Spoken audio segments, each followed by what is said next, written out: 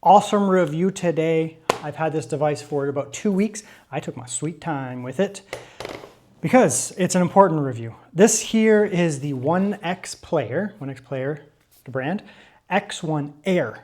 Not the X1 Pro, the X1 Air. It's a brand new handheld from them. It looks weird because it's a 3-in-1 type device, meaning it's kind of weird looking thing like that. Take these off here, see what we're doing. Now we have a laptop. Take this off here. Now we have a Windows tablet. Attach these back here. I feel like an infomercial guy. Attach these back here, and now we have a gaming handheld. A massive gaming handheld with a 10.95 inch screen. It may seem crazy. You're like, man, that screen is massive. It looks ridiculous. It is a very big screen. It is massive, but it's not that unwieldy. Honestly, it's not that unwieldy. This thing feels very easy to use. It's not much heavier than it's not much more unwieldy, nothing like that. And compared to like an 8-inch handheld like the MSI Claw, honestly, even the like new ROG Ally, which is just a 7-inch Paisley little screen, it's not any lighter than this either. So it doesn't feel that unwieldy, despite the fact that it's big, because it's a thin little tablet. So anyways, what is this here? This is the brand new one. This is the one that's been out for a while. They sell both, and they're both still good, and they're both still relevant, but they're different products. This one here is Intel. This one here is AMD. If you watched my review, for example, the ROG Ally X review and MSI Claw, I bring a lot of the MSI Claw into that review. I'm going to have a review of the MSI Claw. There are differences between them. They don't run exactly the same. Obviously, form factor, all this kind of stuff. I was comparing the ROG Ally X, didn't really like it that much, to the MSI Claw. I preferred the MSI Claw here much more. Part of that was because it's not just like AMD versus Intel. A lot of that was because it's just a better device. Here, we have the same device. They're not exactly the same, but they're very, very close. And then there's CPU difference. This is the OneXPlayer X1 Pro AMD version. This is the OneXPlayer X1 Air Intel version. They're very, very similar devices. Not exactly the same though, but they're very close. It's not just as simple as a CPU swap between AMD to Intel. There are other changes in the chassis as well, but the same general design language. Keyboard here, 10.95 inch screen. I'm going to say 11 from now on because it's easier. Detachable controllers on both of them, right? So they just come off. They're very, very, very similar devices outside of some of the little tweaks here and there. You will notice some difference in screen here. They actually have the same screen. They're identical screen. This one, because I wanted to try it, has a glossy screen protector on it. This has a matte screen protector on it. And that's just personal preference. You can pick which one you want. I actually just wanted to have both of them literally at the same time because it's not going to be very common for me to be able to be like, all right, I have literally the same device and I want to test matte versus reflective. So you can see there how much the matte cuts down on reflectivity. It might affect colors and clarity slightly, but to your choice. I mean, which do you prioritize? Otherwise, the same. Detachable keyboards on both here, right? Same exact thing. You put them on, it turns into a full tablet. You can detach the keyboards. We'll do it on the Intel one, I guess. It becomes literally a tablet, like a tablet PC, right? You can turn it into a laptop style tablet PC, built-in kickstand type thing. I primarily use them as gaming devices, so actually the controller's attached a lot of the time. However, the AMD one here I've had for like months and months and months and months. We might actually be coming up almost on a year, maybe not quite, but we're getting up there. And I've been using it I actually used it as a sole daily driver for probably about a month. I just wanted to do a test. Like honestly, it was just an experiment. Premium back here, like it's a metal black back here. These are glass here, so you have to be careful with these when you take it apart. Right, nice thin little tablet type thing. We'll bring in the MSI Claw in a second. You can just see that there. We're just comparing the two of them, ports and all that. And here's the Intel one, basically the same idea. It's actually a touch thinner, not in terms of the chassis, but because it has a built-in kickstand. The AMD one does not. So once you add the kickstand on, the AMD one does come a little bit thicker. The advantage of the AMD one, though, then is you have like a protect on the back, whereas this doesn't. Intel has a gunmetal, like a metallic gunmetal. It still is slightly metallic, but it's very dark, almost black. Not quite, but very, very, very dark. And I have not wiped this thing down in a very long time. So it actually is pretty resistant to fingerprints. The screen, obviously not. And the keyboard is matte black, but this back here, yeah, I don't wipe this thing down like ever. So it's pretty resilient, right? It is still a matte kind of, it's still glossy. It's not a matte, so it does have a little bit of resistance. This one here has never been wiped down ever, and I've had it for like 3 weeks. Let's go like that. And I've been using this thing in like reviews. This has been I just decided to daily drive this one for the past like month or whatever. So a little bit cleaner, in my opinion, on the lighter color, but it doesn't really matter. It's your choice. It's fully subjective. They're both quite nice. Same idea with all the designs there. Glass pieces up here, a little different. This has larger ones there. Good. Speakers down here on both of them in some way. So this here is the OneXPlayer X1 Air. X1 Pro, we'll get that out of there for now. And this is the MSI Claw. This is my MSI Claw. I buy all these, by the way. These are mine. They're not review units or anything like that. So this is my MSI Claw. As you can see, it's very different. This one here has a keyboard, yada yada, so you can take that off. Now we're into just handheld mode, and you're going to look at them and be like, what's the difference between these two devices? Well, they're both fairly large. This is the MSI Claw. It's an 8-inch screen. It's a very nice device. Same chip. Lunar Lake 258V, Lunar Lake 258V, 32 gigabytes RAM, 32 gigabytes RAM, very similar. 8-inch form factor, you know, kind of just your traditional handheld, relatively decent screen. Like it's an 8-inch screen, so I like it. I haven't done this review yet, but I showed it off in my ROG Ally review, and I've been using this also for about 2 weeks now. I've been using both of them back and forth. I'm just on my Lunar Lake kind of shtick right now. Very similar kind of performance. Obviously, it'll be very similar in that way. But this is one if you just want like a just go to Best Buy and pick one up. Sure, get this. Lunar Lake, it'll be pretty good. You do lose out, obviously, some benefits, like, it's so hard to film this, geez. It is a significantly smaller screen. You can see that there. This is, again, just has a matte screen protector on it. You could do that on either. A little bit of height. It is actually a thicker handheld, too. You can see that it is actually thicker to the MSI Claw. So the actual, like, hand wield of these, let's say that we don't have the keyboard on there. They're not a hugely different hand wield, right? So you may think like this thing is massive and it's so unwieldy, but it's a tablet, right? So it's not that heavy. Right? It's really not that heavy. It's a tablet with controllers attached onto it. So it's really not a heavy device, honestly. I mean, it's heavier than like, I don't know, like a tiny little, like a OneXPlayer Fly or something like that. Like that's a little 7-inch thing. It's way heavier than that, obviously, but it's not that heavy or unwieldy. It is definitely bigger. Like you can see if we set that up like that there, right? There is more width here for sure, right? A little bit wider. Obviously, it's a taller device, but I don't find it that unwieldy overall because just like it's not that heavy and it is still locked in. It's not top heavy or bottom heavy. I don't notice anything like that. So, this is your traditional handheld experience here, something like this. And it's great. It's fine. I'll show you in like a little bit. We'll get into the ergonomics of it, but there's really no problems with this device here. I don't find it to be unwieldy at all. Now, the actual joysticks here are really nice. We'll just leave it attached for now. That's nice and clicky. It's a really nice D-pad. I like that a lot. I actually prefer that to the MSI Claw, though I do like the MSI Claw quite a bit too. These are Hall Effect, nice Hall Effect joysticks. Very tight, feels very nice. These are a little loose compared to that, but they're still nice. Again, same idea, same technology, all that kind of stuff. Very good. Same buttons up here. It's basically just an Xbox controller, to be honest. It's literally just an Xbox controller, cut in half and stuck to the sides. Good shoulder buttons. Good analogs there, no problems. You can detach it. These buttons here on the back are easy to get to. Obviously, it has fantastic hand feel because it's literally like an Xbox controller cut in half, right? Like, imagine that there was an Xbox controller attached in the middle there, right? This is what we're playing with here. I guess an Xbox would be kind of like that. It just feels like an Xbox controller, which is a good thing. That's a good. I love the Xbox controller, and they're light, by the way. These weigh nothing. Okay, so here's a gaming setup. Here's a couch. Obviously, it's a couch. Isn't that a novel thought? Okay, so let's say here's a couch, right? You're going to be sitting at the couch here, and you're going to be gaming, or you can be using it as a laptop, whatever. You can set it like this, and you may think, this is a big device, and you're going to be holding it. It's actually not that heavy. Honestly, it's not that heavy. You may think so, but it's really not. I mean, it's not much heavier than the MSI Claw. I already showed that because it's relatively thin. Of course, if you're not using the things, you can take them off. It's even lighter, but the actual joysticks are not heavy. Honestly, they feel like they feel nice, but they're like basically hollow.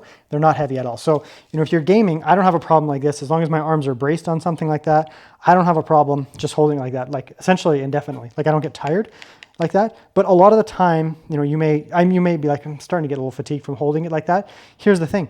It's a big ass tablet, right? So if you're gaming, right, like take this off. So if I'm gaming, I can sit it here And it's big. Like, it's not like, you know, with my other handheld, especially like a 7-inch or something, like a Steam Deck, you really want to bring it up. My Nintendo Switch over there, especially the Switch 1, but even the Switch 2, it's still fine, 8 inches, but it's a little bit smaller. So I bring it closer, right? So then I'm either like this, you know, I can't get into that. This is so large that I can just set it like this and just honestly just enjoy it. And I have no problems with it like that. Usually actually I would set it back because it's such a big screen. The amount of your vision that's actually taken up by it on, you know, this here with an 8-inch or especially 7-inch, you have to bring it closer. So then you're going to have it like this, right? You're going to be constantly bringing it closer, and then your ergonomics go weird, right? So this is a larger device, so you can actually move it further away and still get the same amount of your peripheral vision, same amount of your vision focus taken up by it. Does this make sense? Of course, if you're, you know, using it as a tablet and you're doing like work like that, again, if it's further away and I was using it as a daily driver, you know, laptop like this, it's okay, but it's a little small, right? It's a little small, but I just bring it like that. Like, it's got its little stand in here. Of course, you know, having the built-in stand is very important because it doesn't fall over, right? The laptop, look at the laptop, sometimes you can set it up and the actual keyboard would support the laptop, right? We don't have that benefit here, but it's still, like, it's sturdy. This thing is not falling over. It never falls over. You just set it like that, and then I would do my work, and I would do video editing, that kind of stuff. I would have a mouse because I was doing video editing, but just messing around with Windows, honestly, there's no problems here. There's no problems like this at all. It's really, really nice. So you go into like more of a potato setup, right? This is, I'll honestly attend this if I'm just dicking around at the end of the night on Discord, whatever. I'm often sitting like this, right? Like, I'm sitting on my couch like this. This thing's set up here. I just bring it a little closer, right? It's got a tripod style stance. It's not going to fall over, right? It's not a big laptop where the keyboard is this massive thing that comes like up to my neck. Right? It's a small little thing, so I can set it where I want and use it like that. It's not the most ergo. I'm not going to write an essay like that, but, you know, you can set like that. And then when it comes to gaming, you may think this thing, you know, it's like this weird giant tablet, but honestly, and even if you go real reclined, like I'm reclined big time right now, right? It's huge, but like my elbows are like that, and it's a giant screen right in front of my face. My whole vision is this massive, massive, massive screen, and I love it. Honestly, I love it because my vision is just completely consumed by this right here. It's just fantastic, right? It's truly fantastic. So that's where it becomes super immersive. I go from something like this and I go to a smaller handheld, and I'm like, man, like it is, it's not as immersive when you have this here, especially with Windows type stuff where the games are, you know, Windows games are designed for laptops at like minimum, like laptops at minimum, if not larger screens. So a lot of the interfaces are not designed for tiny little handhelds. So things like text, font, that kind of stuff can actually be a little bit drowned out on smaller handhelds. You don't have that issue here. It's much larger to your face, obviously. And I went full recline, like truly full recline like this, right? And I just sit it right there. And there's no weight. Like, I don't have to worry about holding it up. My arms are tired. I can hold it like this for just a long time because my arms are there. You know, it's not super heavy, no different than like a Legion Go, but it has like a built-in tripod, right? Like, you don't have that with a lot of the other handhelds. It's wider, so I don't have to have like something like this in real close where it's, you know, losing ergonomics. It's a wider handheld, and for someone, I'm not wide-shouldered, but I'm still a male, 6 foot tall male. So, I mean, there still is some width to my body, so I don't feel always comfortable having this little tiny thing like that. Right here, I can open up and just sit naturally. Have my hands out here, easier on the wrists, feels nice and comfortable. Literally set it on my stomach. And just rip games indefinitely. We do have similar ports, but not the same. So the Intel one and the AMD one vary actually primarily in ports outside of obviously like the CPUs and that. So we're going to go like that. And we're going to show them. So this is the AMD one. You have two USB 4 on the left side. Those are going to be working for power and for peripherals. You can hook NVMe enclosures, docks, all that kind of stuff. I often just hook up an external. I have a lot of storage in my AMD one, but I do often just hook up an external. So that's good. They're right there. If you have both of the controllers plugged in, if you have large port, like very, very large physical ports, it can be blocked by the controller. But if you just have a little charging thing, no. You actually get USB-A, which I truly love on these minis here, these handhelds here, because USB-A is like, you're using this also as a laptop. It is really nice to have USB-A. I'm not going to lie. Like, it is really nice. I often hooked up my external, if I do use an external, over USB-A, a fast USB-A port. Because then I can use the USB-C for charging and other kind of stuff. So that's an option, but I really do like that it has that. Honestly, it's kind of just a big W for me, honestly. So do have a micro SD card there on the right side, sorry. This one here has I think it's huge, it's like a 1 terabyte. Or is it a 2 terabyte? It's really big, I can't remember. It's a 2 terabyte, yeah. I have like just massive SD card on that for some reason. Very cool. Same with that there. Now here's where things get different. The Intel one, you can see you get a little bit bigger exhaust out there.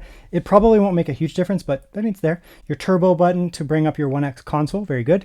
Volume here, power there, power there. So here is the part where these differ significantly. Underneath this little rubber thing is very different between the two devices. Now, what's the difference here? This one here is the AMD, and under here is a headphone jack and an Oculink port. What is an Oculink port? Well, it's meant to hook up to eGPUs. Here's an eGPU, so OneXPlayer Mini eGPU. You can see there's displays there, right? And then on here, where is it? There it is. We have an Oculink port and a USB 4 port. You can hook up eGPUs over USB 4, like a standard USB 4 cable, like this right here, and it will give you great performance. You'll get a huge performance boost over the built-in graphics, but there is a limitation. You actually lose some of the performance. This thing here, on its pure form, might be able to give you 100 FPS. Let's just give it an example here. So 100 FPS. But when you plug it in over USB 4, there's a bandwidth limitation, an information limitation between the two devices. And rather than getting 100 FPS, you might get 75. It's still a huge improvement over what these are going to do, but you are losing some performance. That's just the way that that works. Now, Oculink is different. Oculink uses one of these cables here. You can see. It's a little different. You plug it in. It works similarly, but not exactly the same. So you plug it in there, for example, right? And then you plug that into your, I guess your AMD one in this case, like that. Great, plug that in. I'm not going to do it because the system's on. And then what will happen is you will get the same eGPU hookup as if you were using USB 4, but the Oculink cable has much higher bandwidth, 40 gigabit versus I think is it 67 off the top of my head, 67 gigabit. Long story short, you'll get better performance. So where the USB 4 might give you 75 FPS, you might get 95 FPS with an Oculink cable. Hook it up to the AMD one, you get a huge benefit, in that you can use either the USB 4 or Oculink, where the Oculink is actually considerably faster, right? If you're gonna be driving very high-end GPUs, let me just turn that off for a second there. There's a dock over there, you can see that. That is a Minis Forum dock, totally unrelated to this brand, but it also takes desktop systems. So you can see there's an Oculink port on that as well. And I've driven even as high as a 5080 with my little guy here. I think I did it in the review. I might have, maybe it was a different video, but I've driven very beastly desktop GPUs with the Oculink on here. And obviously because I play at higher resolutions like 1440p and 4K, the CPU can keep up. Now this is where things get very interesting for Intel. So you lose out on Oculink, okay? So you're not gonna be able to use an Oculink based eGPU. You can still use USB 4, as I mentioned. You can still use USB 4. So it's not like all is lost. You can't hook up an eGPU. That's not what's going on here. But you do lose Oculink, so you can lose a little bit of performance. But what you do get here is something very cool. Now here is a brand new technology that they have decided to include in this. This Lunar Lake handheld right here from OneXPlayer and OneXPlayer's new Apex that's coming out with the Ryzen 395, both have this. This is a mini SSD. This is by Biwin, I guess you'd say. I've seen them before. They do SSDs. I've seen them make like large SSDs. Never seen one of these before. This is a brand new technology. Brand new technology. It's not an SD card. It is actually like an SD card, but it's actually an SSD. It actually hooks up over PCI, unlike one of these. You have to actually turn off your system when you plug this in. And it is an SSD. You'll see in this video, I will test this. I will test this in this video. I've already done it for a whole day. With people on Discord and people just checking it out with me. It's very good. It runs as fast as a NVMe, right? NVMe. SD cards like this, you're looking at 100 megabytes a second, maybe 120 megabytes a second, 3,500 megabytes a second, 30 times faster. And because it's an SSD, it also has a lot of other benefits too. Now it is tiny. Look how small it is. It is still smaller, bigger than a micro SD card, but look at how small that thing is. It's slightly bigger in area than a micro SD card and a tiny bit thicker, maybe 2 SD cards thick. So it's like 2.5 micro SD card. It's a tiny little thing. And it is massively fast, massively fast. I don't want to spoil this part because I know some people are going to come for this part of the video. I will have a dedicated content on this thing. Like I will actually do it because it's such a cool thing. But this little Biwin micro SD or mini SSD, geez, I can't say the name of it, mini SSD is so freaking fast that it actually makes this handheld compelling even without Oculink. This thing, you can hook up Oculink, you can hook up eGPUs, get super performance boosts. This one, you lose that, you can only go over USB 4, but you get this little monster right here. And oh my God, is it fast. So let's get that in there. That's the other thing I wanted to talk about there. I will bring in a competitor brand. I don't always do that, but they're just such different devices that I'm like, yeah, whatever. Okay, put that back in. You do have to turn off the system when you do this because it's technically a PCI. It's like pulling an NVMe out of a running system. It could cause a system crash, lock up. It might also be bad for it. I don't know. But anyways, so that's that there. Go full mode here. I'm just going to show you guys some basic stuff here. With this, again, you have to turn off the system when you plug it in because it's going to run over PCI. It's basically, just think of it as an NVMe, like an actual SSD on a card. There it is. I have totally filled this thing up with games. I was just testing it like a lot last night with some Discord peeps. Here's how it's recognized. So we come in here, we go drives, right? It's not a SATA ATPI. You come in here, you go NVMe. It's actually seen as like an NVMe drive. So there's the Biwin there, NVMe type thing. You can see cache, 64 megabytes, cache, memory, HMB, essentially, for writes, that kind of stuff. So essentially, I guess it's no DRAM, but it should be okay. Blah. Max speed, max thermals is 96. That's where it's going to be like, we cannot exceed that. You got to chill out, bro. So I did a bunch of very heavy tests on this last night, like I said, with the Discord peoples, and we were just kind of checking it out. So I already know all the answers to what I'm about to show here. But long story short, in summary, this SSD massively exceeded my expectations. Massively. I expected this thing to throttle like crazy, get slow, be horrible, run hot, be trash, have no cache, no transfers, and be like barely any improvement over an SSD, or maybe even worse. Barely any performance over an SD card, or maybe even worse. This is not the case with this thing. This thing is really good. So we have this on here. This is on the internal SSD, which is obviously quick. Now we're going to come over here. I'm going to show you guys these transfers. So we're going to go like that here. I've already done these. This is pretty full now. Look at that. Look how full that is. We're getting up there. What I want to show you here, though, is temperature. So idling, it sits at about 41, 51 or something like that. The sensor's 44. Obviously, the internal NVMe is cooler, bigger surface area, and it's actually kind of in the open. But we'll come in here. It will get warm, but it's not going to get super. Look how fast that is. Look at it. Look at it go. 1.5 gigabytes real world transfers. Real world transfers. Come on. It does get warm, but it's not like the hottest thing in the world. Let's do it again. Boom. That's one. Let's do it again. Again. I don't know why it says kilobytes. It's not going that. That's a weird reading. It's going way faster than that.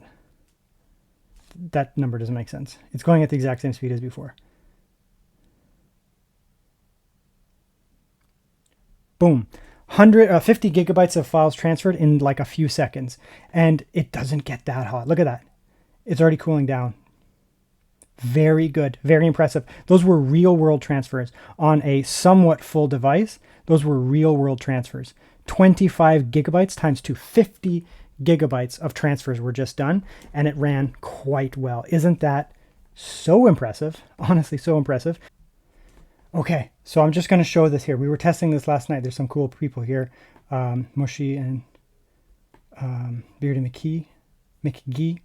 Okay, so we were testing this last night. Let me just show you what I tested last night. So we were getting real world transfers I've already shown. Very good. This was me running, I think this is the third run of this here. Real good quality speed there. The synthetics are pretty much exactly what you'd expect. Temperatures, they do get a little warm. You're looking at, 80 or so-ish. It kind of goes up and down a little bit, but we're not throttling. Remember that throttling, that true throttling was like 91. It'll throttle before that if needed be, but it's not going to damage itself. Very good. Full run here. This is, again, me. Very fast. I mean, it's massively faster than a micro SD card. 30 times faster than a micro SD card. This is fast, very fast.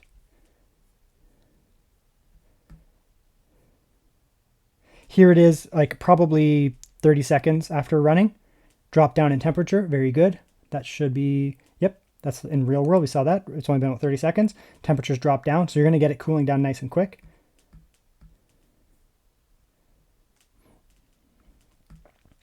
Real world transfer is a 50 gigabyte transfer. And you can see there how long the cache goes, right? So I ran it through.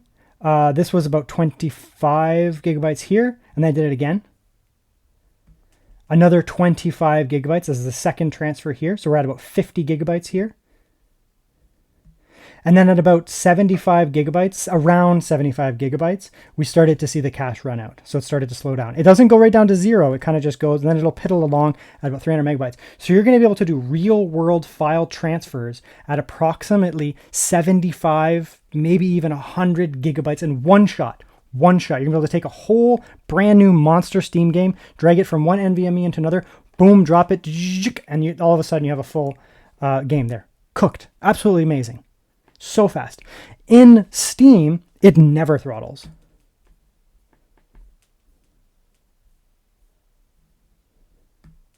So here was me doing my Steam transfer. So just installing, because Steam, it's not as fast, but look at those peak speeds. 831 megabytes a second. Very fast. I did 8 points. This, I just took a screenshot arbitrarily at 8.6 gigabytes in, and there's zero throttle. Zero throttle. Temperatures just so cold, 61 degrees during full, like this, I'm just installing about a 50 gigabyte game, I think it was here, a 25 gigabyte game. And it's able to just do it. There's gonna be no throttling. It's just gonna be able to install the whole game. So if you're installing like a Steam library, because the speed of the Steam downloads, even very fast, like this is in the middle of the night, so I got pretty good speeds there, you're still not gonna be able to drive it fast enough that the cache on the mini SSD is going to run out. So you can basically just download infinitely until the drive is essentially full, which is awesome. And I mean, during like, this is at like 3 in the morning or 2 in the morning or something stupid, 10:30 p.m. So there's not a lot of people out downloading Steam games at this time. So I'm getting peak speeds, but if you're doing it at other times in the day, you're not even going to get that speed anyway. So what I'm saying here is this thing is very fast. In terms of real world transfers, moving files, it's fast. In terms of installing games like this, it's fast. Synthetics, it's fast. It runs way cooler than I thought it would. It doesn't throttle. It doesn't shut down. This thing is so good. So what am I getting at here?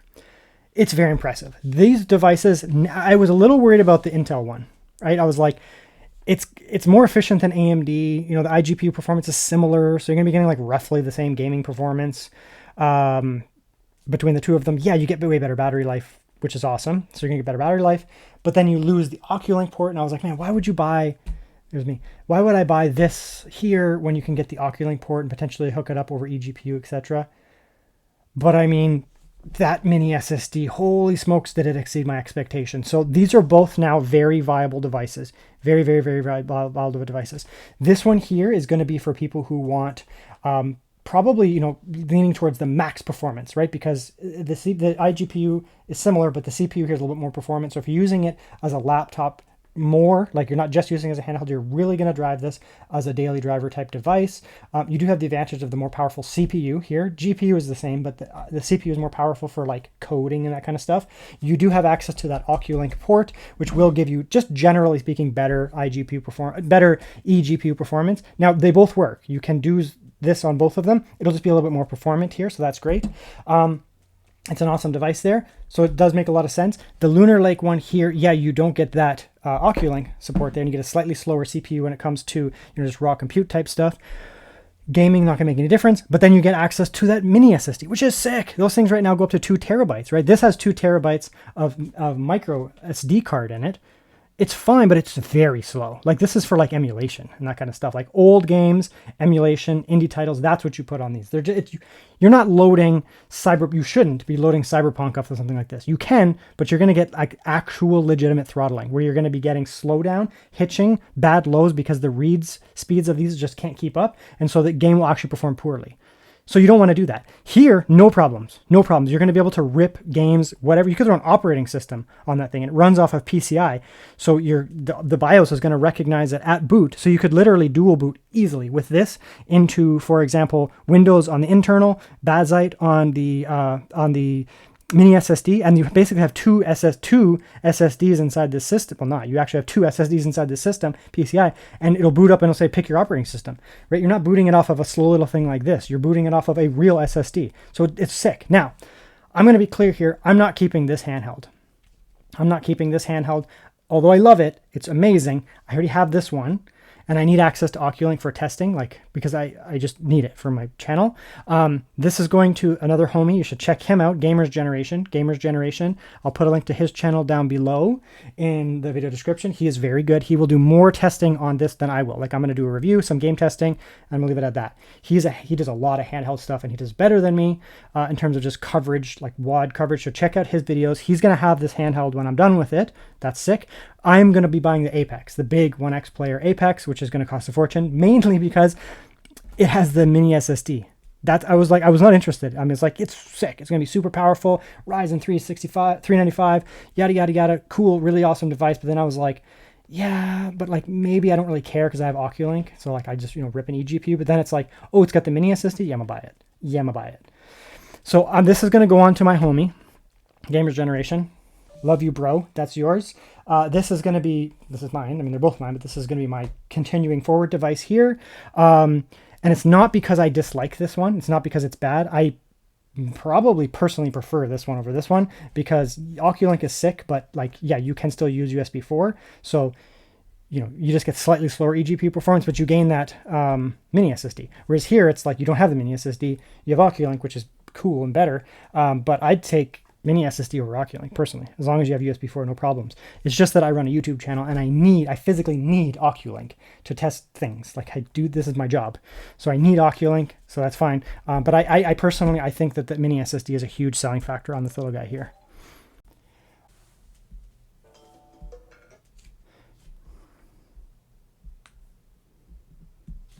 Okay, so if it might not show up well on camera, but we'll just do a little bit of a comparison here. Let's take off these little joysticks for now, just so I can bring them close.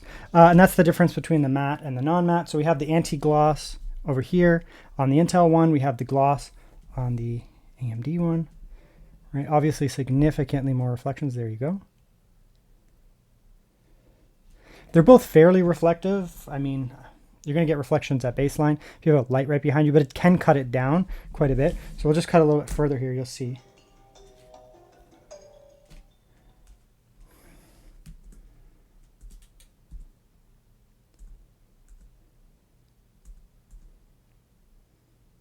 Like there, for example, let's bring that down, right? So it does help with the reflections quite a bit, right? You can see there's the light there. You can see me kind of in this one here, right? It does cut it down. This one here, yeah, the gloss, you can obviously see me quite a bit, right? So your choice, you can just leave it as is. I got this matte screen protector off Amazon. I will actually put some links in the video description because I actually do like them. So I got this one matte, this one reflective, same brand, same everything. It's just your choice. I'm personally leaning towards the matte. It does, I guess, ever so slightly cut down on some of the like vibrancy, I guess, but like, I don't know, at the same time, the reflections are so much better and easier to manage that it ends up just being easier on the eyes and ends up being just like a better viewing experience because of that, right? It's easier to see, easier on the eyes. So it's like, okay, well, I mean, yeah, I don't get quite as much vibrancy, but it actually just looks better straight up because the reflections are so much better.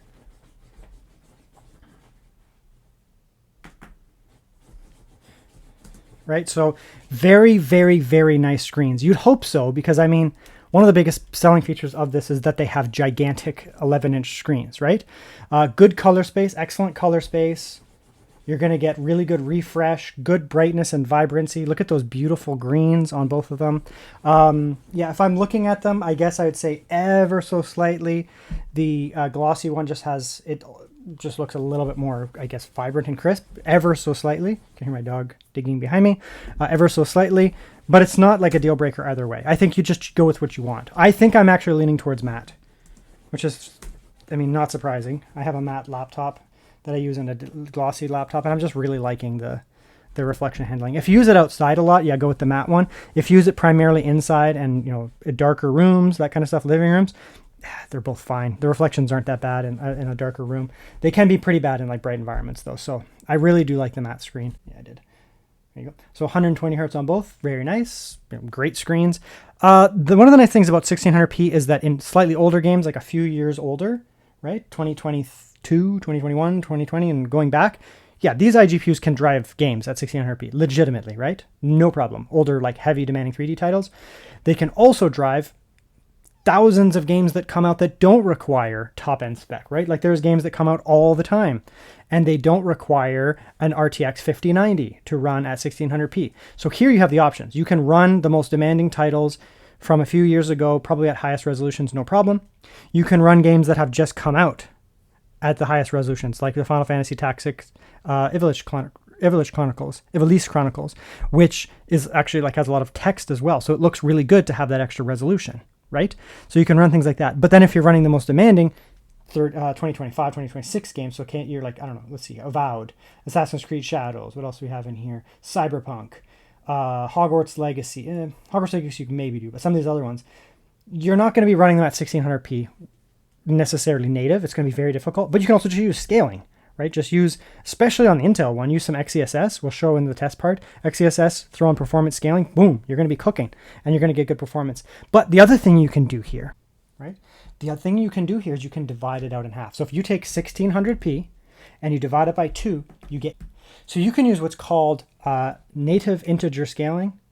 So what's happening here is rather than going from 1600p down to 1200p, right? Or people will go from 1080p down to 720p, that kind of stuff. So they take the native resolution of the screen and they just pick another reasonable resolution below that. You get native fuzziness, because the pixels don't line up. They don't line up properly like they should. You get a little bit of shifting and you get a little bit of fuzziness, But if you take an 1600p screen, you lower the resolution to 800p, you don't have that problem. You get native integer scaling. Let's go like this here.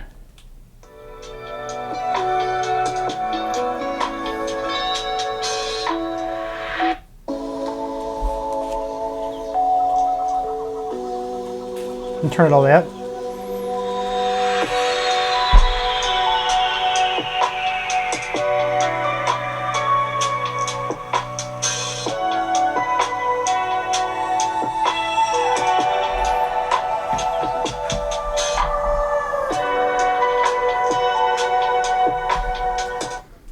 Really good speakers. Yeah, it doesn't matter. They're just really good speakers. It is what it is, right? Okay, so let's plug these both in. Not that they really need it, they can run without, but I'm going to show you some Cinebench here. I mean, on a normal handheld, I'd be like, who cares about the Cinebench scores? I would use it as like, I don't know, to like show general performance, I suppose, and be like, this is how they run. But this is different because these are like computers as well, like computers. They're laptops. Whereas like a handheld like that, yes, it is literally a computer and you can put some things in, but it doesn't have a detachable keyboard built into it, right? It's not like a tablet type form factor with a built-in kickstand, all this kind of stuff. So it's really not designed to do that. You absolutely can. They're fantastic. But these are literally like, no, I want a handheld that's also like a straight up like gaming PC, gaming laptop, handheld, tablet, laptop, yada, yada, yada, yada, everything, right? Moral of the story is here, I am going to show you the Cinebench scores and the noise and that because you may very well just want to use this as a productivity machine. So same idea with both of them. We can come in here. Intel Lunar Lake, it's significantly more efficient than AMD, significantly so. Part of that is it has the RAM on the chip. It's just 3 nanometer processing as well. It's just more efficient. It's more efficient. It also just doesn't, adding 30 watts to a Lunar Lake doesn't do anything. So it just works differently. So, you can put it all the way up in the slider, you can go down, it's not gonna make a huge difference. AMD actually does benefit from the extra watts here. So if you get this HX370 chip in this device here, and you put it in a full bore laptop, what's a full bore laptop with this? The Asus ProArt 16-inch with RTX 4060, that CPU is the same CPU, but it's more unlocked. You can get better CPU performance on that laptop than on here because it's an unlocked. These are wattage locked, so you're not going to get the same performance, but they're still good. Check noise and that kind of stuff here. All that. Now the AMD machine is going to be much louder because it's actually going to dump 30 watts into the CPU. With the Lunar Lake one here, yeah, you put the CPU slider to 30, but it's not dumping 30 watts into the CPU. That's not how this works, right? So we'll come down here. You can see that CPU package power is 13 when it's on full slider, because a lot of the other components here are going to be sucking up power. Right? Where did this go here? Right. So the AMD one here is actually using 30 watts. 30 watts. The Intel one here is using 12 watts. Well, 13. Right. So it's less than half the wattages. Okay. So it's going to be much quieter. All the noise you're hearing is coming from this one. However, this is also a lot faster, right? So we're going to come in here, boom, this should give us 15,000. Yeah, 15,300, right? It's very good. It's very, very, very, very fast. This chip in a laptop could do 20,000, 21,000, something like that. So you're losing about 25% of the raw, like synthetic benchmark performance because of the wattage being at 30, but it's still really good. You can use, I've done heavy 4K video editing on this physical device. This one here, this is mine. So it's this, but this is the one I've been using for like a year. And I have done like a full month of 4K video editing on this device. I mean, still quiet at 40. What am I talking about? I'm just so used to this one now. This one produces no sound. So it's like, man, it's loud. 40 dB. So this is slamming the system. Full wattage, absolutely blasting it. Right? So obviously it's going to be a little bit louder. This one's still running over here. It's not as fast, like I said, not even close. Okay, so this is still producing noise. I'm just a little bit of a time jump here. Okay, there, the fan's turned off. Now this one is silent.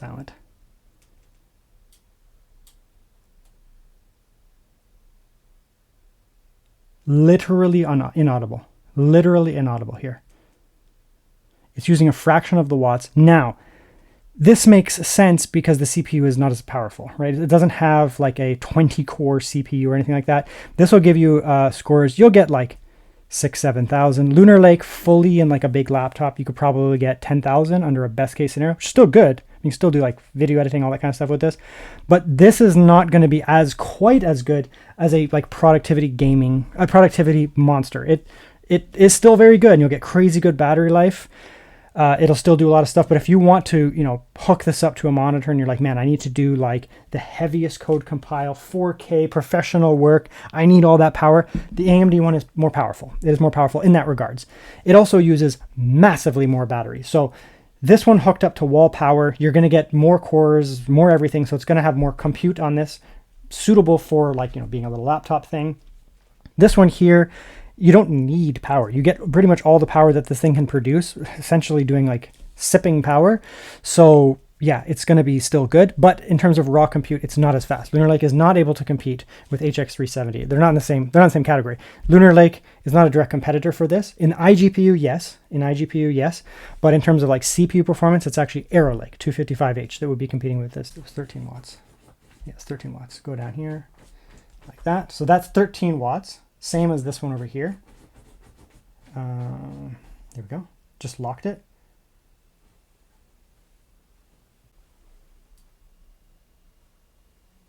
So on full bore, yeah, it is, 30 watts in a little tablet type thing. It's a lot, but it's not that loud. It's like 40. But when you throw this thing down in, to a quieter mode, it's going to obviously be quieter. However, you can see just how much slower this thing is running. It is running much slower, right? Like we're not going to get, what were we getting here? 14,777. Let's give it a minute here, but it's not even going to be close to that. It's going to be a fraction. Blip. So huge drop in performance down to 7,000. So I don't remember what this one got. What did this one get? With hardware info running, but yeah, 5,700 without hardware info be like 6,000, 6,500 versus 7,000. So still a tiny bit faster, more cores. But when you go like to like 13 watts versus 13 watts, they're very close, right? They're in the same realm. This thing though has more wattage to add to it. So when you add more watts, you go from 13 watts up to 30. Yeah, the performance basically doubles. This one here, there's just no ability to do that. It's Lunar Lake. It's not meant for that. It's meant to be efficient. So on wall power, this will be able to win relatively easily because you can just let it rip on full power. Once you, if you're trying to really get the battery life, take it with you, lower the wattages here, they're actually going to end up being pretty close.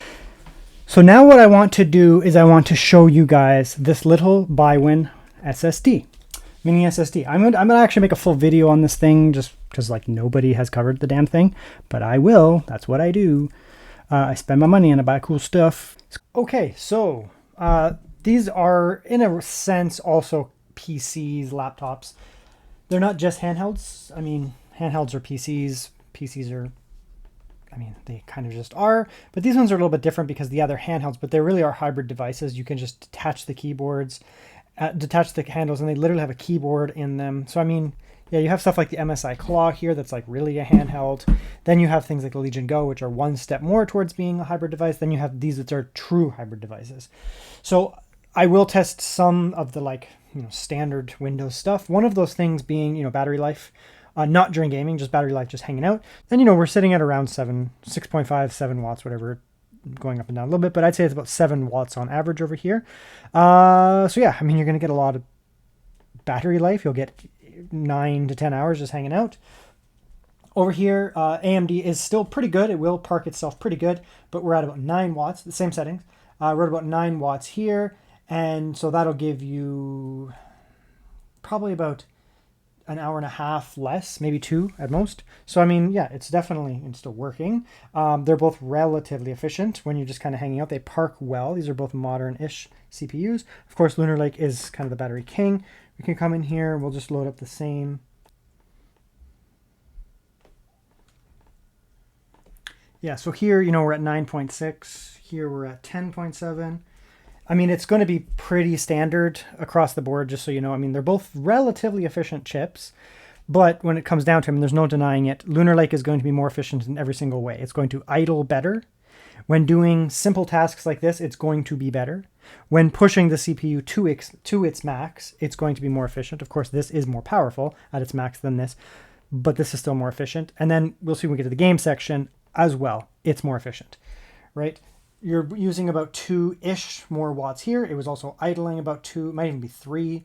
So, I mean, generally speaking, the Lunar Lake is going to offer superior battery life. You have the exact same situations here. If you're using these two, that's where it is. So, I mean, this is the same. I mean, I do a lot of laptop reviews. I do more than handhelds, if anything.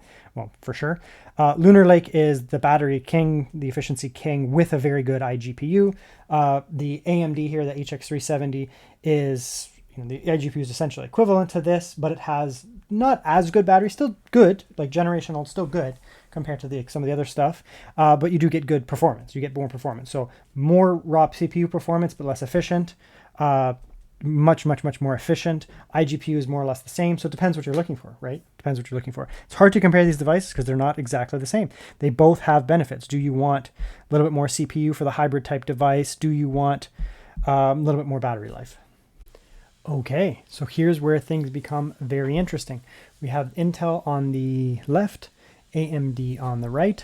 You can see Mini SSD versus Oculink, just so no confusion there. And we are at the same settings. We're in Spider-Man. Come here. Actually, let's take these off just so we can bring them real close to each other. Like that. Okay, there we go. Settings. Settings. Displaying graphics. Displaying graphics. Now, they both support FSR. They both support XeSS. However, generally speaking, XeSS looks better than FSR. Unless it's FSR4, XeSS just looks better. However, this has hardware level XeSS support. This does not. So you can use FSR. I would still probably use XeSS on both of them. It's just a better technology. FSR4, you can inject FSR4, in which case that would be better.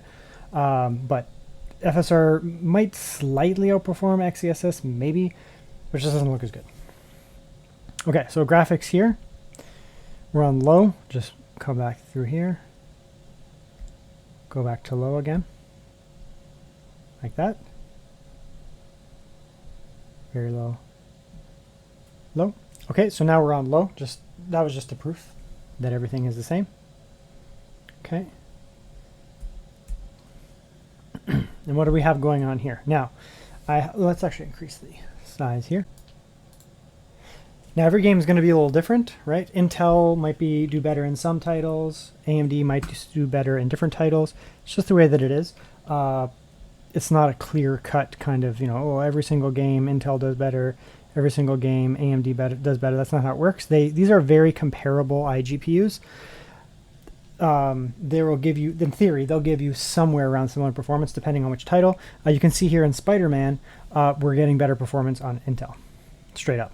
So we're just frozen here, exact same settings, everything's exactly the same. Part of this could be that we have native XeSS support. So we're using scaling on both of them, right? So we're using scaling on both of them, but this has native XeSS support, this does not. It still works, but there's no hardware. So if you look at like AMD, AMD doesn't support DLSS at all, right? That's hardware level support for NVIDIA. Intel has XeSS hardware level support for Intel. AMD doesn't have anything like that on handhelds. It does have FSR4 that just came out, but there's no, it doesn't have anything on handhelds that are, you know, we have FSR4 and, you know, the other guys don't have that. That's not how it works, unfortunately. So you're going to get the inferior scaling on the Intel one, or on the AMD one, right? So we'll come down here, we'll just turn that off. I'm just curious if we go like that, for example. Okay, so now it's off. I wouldn't play, I mean, you should pretty much always use scaling. You can get away with it. But let's just see if the AMD one now pulls ahead in terms of raw power. See, now they're equal. Now they're equal. Weirdly identical performance almost, right? Like I'm telling you, these iGPUs are very similar. The 140V and the 890M, they're very close. Look at that. 40, average, basically 40, 38, 39, 35, 37. They're basically the same. Performance is identical. There's no difference. There's no difference in performance. But what is different here is the scaling. So we come here and we go scaling. And again, FSR looks worse than XeSS, so you don't want to use it anyways. You want to use XeSS. Even on AMD, you want to use XeSS. So come down here. We'll go back again. XeSS balanced, which gives you a big jump. On both of them, you get a big jump in performance. But here's XeSS. Again, hardware level XeSS support is not to be understated. And Intel is faster. So in just raw gaming performance, raw GPU performance, they're basically the same. They're basically the same. There'll be cases where some games, the drivers are better for Intel. Some games are better for AMD. Maybe the developer developed, you know, optimized for this. Maybe the developer optimized for this. Or NVIDIA, which is a third one, which neither of these have. Right? Maybe the drivers like Intel, you know, brand new game comes out, Intel put out a brand new driver and AMD did not. So Intel performs better, or vice versa. AMD put out a brand new driver, Intel didn't, so AMD performs better. The performance is basically the same, but this has native XeSS support, which is massive because you can see the performance is better. You might actually get better imagery. These are big enough screens that you can potentially see it, but what matters most here is it's faster. About 10% faster, about there, right? And it's also using way less watts. This is the GPU power, 11.8. GPU power, 30 watts. 30 watts. Now, I did a full rundown on the MSI Claw 8AI with the Lunar Lake, and I compared it to the ROG Ally Z2 Extreme. And the ROG Ally at wall power, fully maxed, plugged in, could slightly beat out the MSI Claw just on wall power, 37 watts, because the Intel just doesn't go that high. But as soon as you adjust for wattages, I've seen other creators, unfortunately, and tech outlets, and they put the GPU slider. They come in here and they use these GPU sliders, and they're like, look, this one's 30 and this one's 30. So at 30 watts, AMD wins. That's not what's going on here. This is the problem. People don't necessarily understand the technology. System battery drain is what matters. AMD here, we have the CPU and GPU, called an APU, right? The chip on there. We have all the other screen, keyboard, The RAM is actually a separate component. You have the CPU, APU, and you have RAM chips going around it. Intel, it's actually on the chip. So when Intel ships the chip to whichever company, the RAM, the memory is actually on the chip, which massively improves efficiency. It's also a smaller processing, 3 nanometer processing here, which is smaller than this. So that's part of it. It's going to be more efficient, but also the RAM is on the package, meaning that at system drain, I don't care about these GPU wattage. I care about how much battery life am I getting here. So when these AMD are burning, let's say 30 watts on the whole system, right? Plus, 30 watts for the GPU, plus another 3 for the NVMEs and the screen, maybe we're at 40 watts here, something like that. This one will be at like 25, right? Because the CPU and the APU is only burning 11. There's no RAM to contend with. It's on the package, right? It's actually calculated in there. Then we have the screen, NVMe, So we're burning probably 30 or 40% less watts here for the same performance. Isn't that cool? Isn't that interesting? And so when you scale down these performance wattages, you keep going down, down, down, down, down. What's interesting here is the Intel One at every wattage performance interval will be massively faster. Massively faster. Because when this system is burning, 30 watts on its peak, this thing, and it's, you've actually slid this down. Like we're burning 30 watts for the system here, for example. You have to factor in everything else. So for this whole computer here to burn 30 watts, you're probably at something like that, right? Because the GPU is pulling 20, then you have to factor in all the other things there. It even decreases performance even more. This system is burning 30 watts. This system is burning 30 watts now, right? The GPU here is 20. GPU here, I mean, this might actually be wrong. I might even have to go lower, technically, to get them to match, right? Like, look at the GPU, 11.9. It's so much slower. AMD is so much slower at low watts, right? So there's a trade-off here. There's a trade-off here. The AMD product, the chip here, has more raw compute, more CPU compute. So if you're doing a super heavy CPU heavy game, like a simulation style game, or you want to use this as like a computer and you want to do like video editing, for example, yeah, it will be faster because the CPU is faster here. This one here is much more efficient. So at those lower wattages, like, getting battery and not having your thing die real quick, you're still getting essentially peak performance here at a point where this thing is only able to run at like half the watts. Right?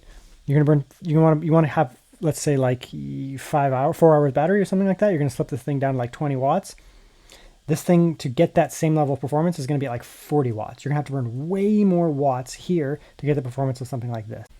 Okay, so now here we are on something very cool. This here is a brand new little product here. I've already used it a bunch personally and in some other mini PC videos.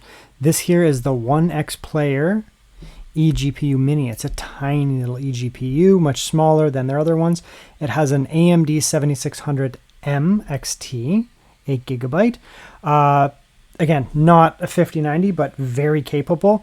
It's going to perform fast. It's faster than a 4060 mobile now with drivers and stuff. Probably performs, I guess, therefore, like around slightly slower than a 5060, somewhere around there. Between a 4060, 4070, something like that. So anyways, moral of the story. It's good. So here we are in Cyberpunk. Again, if you actually run this back into the screen, like this here, what happens is you get signal going out, going back in, and it actually decreases the performance somewhat. You still get good performance boost, but it does decrease it a little bit. If you actually run this, for example, and you put it into an external screen, you will get better performance. Just the way eGPUs work. You get kind of like a little bit of an issue when you're running it back and forth, but I mean, it's still increasing our performance massively, right? So we'll come in here. So now we're on like our graphics mode here. We're on medium. We can use XeSS, I guess, still. So we'll go medium XeSS, 1200p balanced. All right, so this area here. Let's go back over here where there's more NPCs. All right, so this is medium XeSS on balance. You can play with the settings. You can turn it up, you can turn it down, whatever. But I mean, and again, this is a very difficult area. This is the Phantom Liberty expansion in Dogtown, and we're getting close to 60 or so. With some scaling, medium, I mean, we're not on Lamax's settings here. It's the way that it is. But it's still good performance, right? This is still good performance overall. Much better than what you get out of the iGPU, obviously, right? We can increase the resolution here, right? We can come in here. Now, 1600p on the iGPU would be very difficult to do. So you can come in here and you can go, everything else is the same. And we're still getting pretty good performance. We went from 1200p to 1600p with scaling, but right, there's no way you could do that. You couldn't do 1600p medium with a little bit of scaling on the iGPU. You just couldn't do it, right? So this little guy here can massively increase your performance. It's very small. It may look big on camera, but it's a very small, tiny little thing. I mean, it's literally called the Mini, so you'd hope so. But let's do another thing here. So what we're going to do is we're going to take this here. Okay, so now what we can do is we can plug this in here. And I mean, externally, you're going to get better performance because it just doesn't have that same issue where you're running the kind of the data back and forth over the cable. I think that's how it works. Anyway, so it's 4K now. That's way too much for a 7600 MXT, but with enough scaling, you can do it. So we'll just turn that up to performance.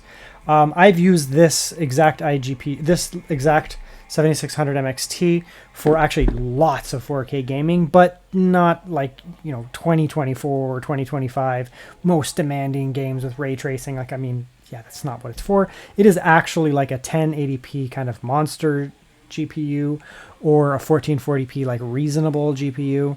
1080p 4K you can do it, but I mean, like, yeah, like, look, see here, it's not doing fantastic, but I mean, it's not what it's designed for. We'll just go like this here, like medium. Let's try low again. This is 4K. Right, it's not really meant for this, but right, so 4K now on low. I mean, you're getting 50 FPS. You could never do that on the iGPU. Like, there's no chance. Right, so here we are, we're at 4K with some scaling, we're on low. I mean, you could play like this, you're getting 50. Again, this is not a 4K GPU, so, I mean, don't be like, oh my god, it doesn't run 4K. Like, obviously, it's not. It's equivalent to a 4060, basically. A little faster than a 4060, but it's around there. Probably around a 4060 desktop, probably where you're getting out of this, which is fine. I mean, it's just not a 4K GPU. So come here, you go 1440p. Right, massive increase in performance. We can play with the settings here. Like 1440p is, this thing's gonna be much more happy at 1440p. So we'll go 1440p medium, XeSS. I mean, we can do performance, doesn't really matter. We can turn it down as well. Right, so, right, look at the huge jump in performance. Let's actually turn the scaling down even a little bit more. So we'll go like this. We'll go XeSS, maybe like balanced XeSS. So 1440p with balanced XeSS,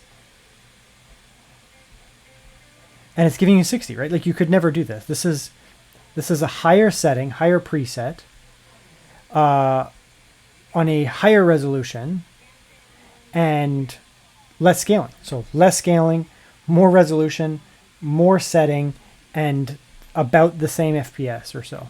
So it's going to pretty significantly increase the performance and what you can get out of this thing here. Okay, let's bring it home. Let's pretend that these are the same thing. First, I'm just going to talk about the positives and the negatives in general of this product, whichever one you get. And I'll bring in, like, the MSI cloud, just because this is the one I have on hand. So, negatives. I mean, you have to import it, so you're going to have to go onto like AliExpress. I'll put links down below to get it off AliExpress, the official ones. You can get it off their website. I'll put links down below to get it off their website.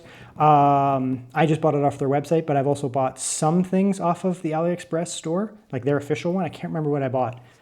Might have been like the eGPU from, it was the other eGPU, but you can buy it off their websites. I'll put links down below there. So I guess that's one. You can't just walk into a Best Buy. Unfortunately, at least now you can't walk it for now. Maybe down the road you will be able to. So that's that there. Other negatives, I mean, it's not pocketable, right? It's not like a pocketable thing.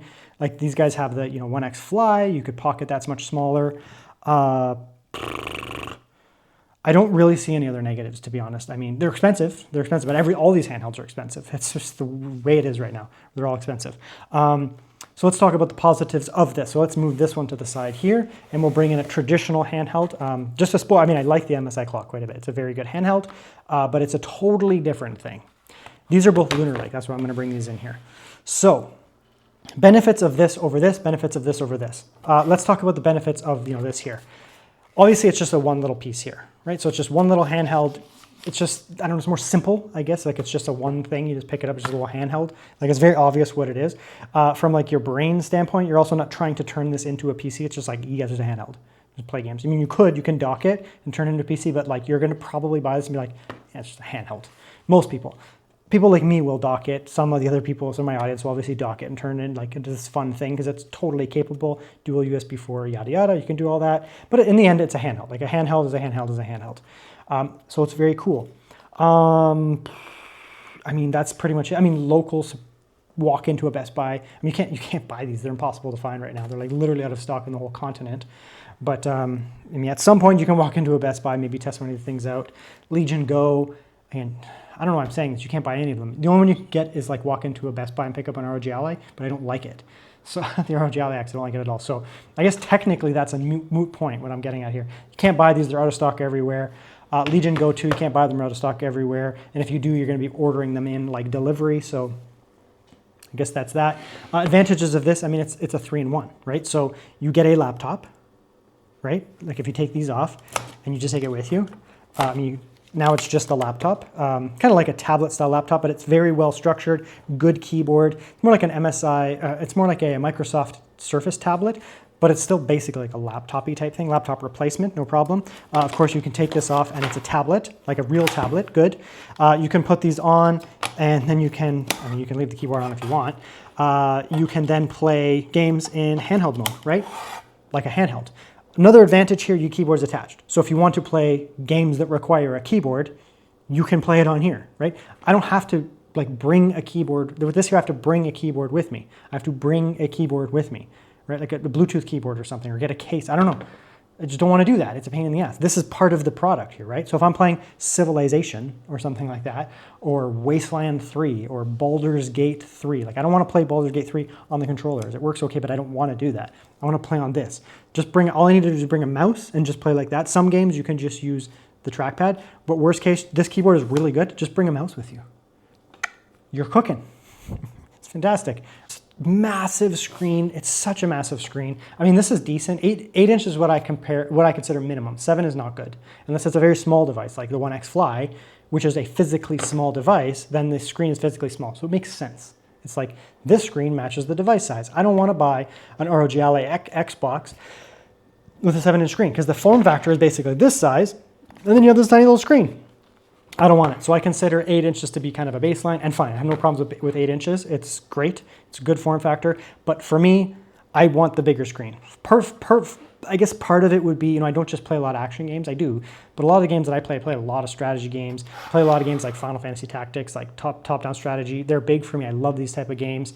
And I want to be able to, first of all, use a keyboard, which is where I talked about that, but I also want to be able to like see the text, the tiny little text. I also play a lot of RPGs. Like I'm a big RPG gamer, either action RPG or like turn-based, like traditional RPGs. Emulation, if you do emulation, those games are not designed for tiny little screens a lot of times, unless it's like a Game Boy game, but they're not designed for something like this. They don't care about your like interface. So, these type of games, you're gonna benefit from this massive screen. It is very nice to have a huge screen and play games on it. I have many times tried to go with other devices that are smaller, and they are convenient, and I don't mind them. They're okay. But when it comes down to it, I always stick with the 11-inch, which is this one, the 11 inches. It's just so good. It's just so immersive and enjoyable, right? Other benefits here, OneXPlayer, you may look at it and be like, well, it's not a big name brand like MSI or Lenovo or whatever. These guys have crazy good support. I'm on their Discord like on and off all the time. Their mods are fantastic. I'm on there talking. They upload drivers right onto the Discord. The website is also good. So you can get the drivers right off of OneXPlayer. They are responsive when they have a problem with something or something that should be improved. The community, typically on Discord, communicates with the people who are working or representing OneXPlayer, and then they pass that on to the engineers and they actually fix it. These guys are paving the way. They're experimenting. They're playing with new things, right? They're coming out with OcuLink before anybody else. These guys still don't have OcuLink. They're coming out with MiniSSD. In this case, MiniSSD. No one has it. These guys have it. Keyboard type, multi-product type things. These guys have it. These type controls here. These guys have it. Windows handhelds in general. These guys had it before they existed. Like no one else had it. Like Lenovo didn't have it. Asus didn't have it. MSI didn't have it. There was guys like these guys, GPD. These guys had it first. So these guys have real cool features that are coming out before some of the other brands.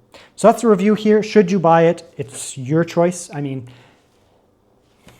I've been daily driving the AMD one for almost a year now, and I have access to every other handheld that's come out since, really. Some as review units, some as the ones that I buy most of them, and I always go back to that. So if you see the benefits of the Intel one, maybe give it a try.